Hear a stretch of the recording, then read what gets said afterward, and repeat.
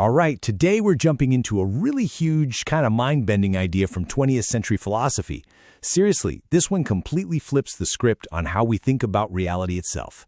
But before we dive in, let me ask you something. Just look around you right now. How can you be so sure that what you're seeing is real? I mean, really, truly certain. It sounds like a simple question, right? But believe me, for centuries, this was the absolute white whale for philosophers. So here's what we're going to do. We'll start with that search for certainty. Then we'll meet the guy with a radical new idea. We'll break down his method, see how it completely shook things up, and wrap up by figuring out what it all means for you and me. Okay, let's get into it. Section 1. The search for certainty. This really is the problem that's puzzled philosophers forever. So here's the fundamental problem. Think about it. Our senses are basically our only windows to the outside world. But what if those windows are kind of smudged or warped? You know, our eyes get tricked by optical illusions all the time. We mishear things. So if the very tools we use to see reality are unreliable, how can we ever be 100% sure about what's really out there? The tough answer is, we can't. And this is where things get interesting. This is where our main character walks onto the stage.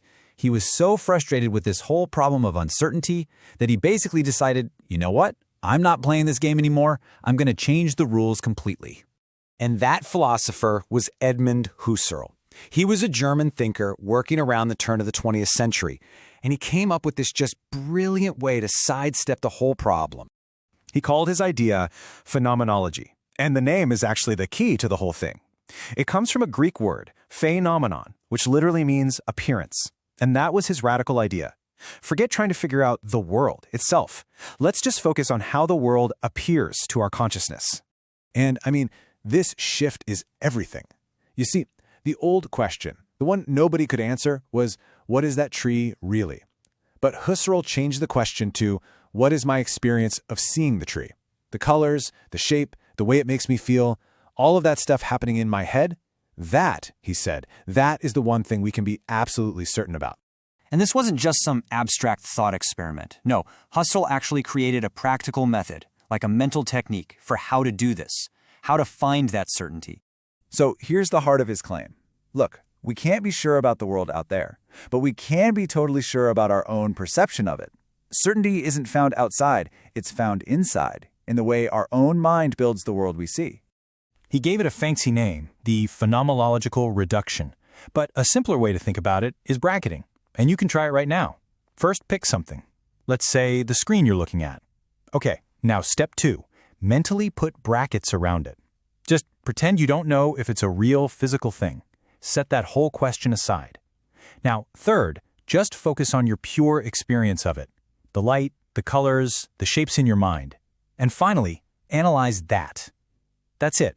That experience, that pure data from your own consciousness, that is your rock-solid source of certainty. Now, you might be thinking this sounds like some abstract little mental game, but no way. This idea, this shift to focus on our own subjective experience, it kicked off an absolute revolution. See, by putting our individual consciousness right at the center of everything, Husserl handed a whole new playbook to other thinkers. He changed the big question from what is real to what is my experience of what's real. And that one little change, well, it changed everything. And his influence just exploded. All of a sudden, you had literary critics. They weren't just reading books anymore. They were trying to dive into the author's consciousness. Then you had these reception theorists who said a book doesn't have one meaning. Its meaning is created fresh inside the mind of every single reader. And maybe most famously, Husserl's work was the direct launchpad for huge existentialist philosophers like Martin Heidegger. Okay, so that's all fascinating history. But why should you care? A century later, what's the big takeaway for us right now? It all comes down to this. The world isn't something that just happens to you. Reality isn't some movie you're just sitting back and watching. No, phenomenology says you are the director of that movie. It's your consciousness that is actively building the world you experience every single second. Your reality, it's your own personal creation. And that leaves us with one last big question to chew on. Husserl's little bracketing trick, it isn't just for philosophers in an ivory tower. It's a tool that any of us can use right now to see our own lives a little differently. So I'll leave you with this. What would happen if you actually tried it?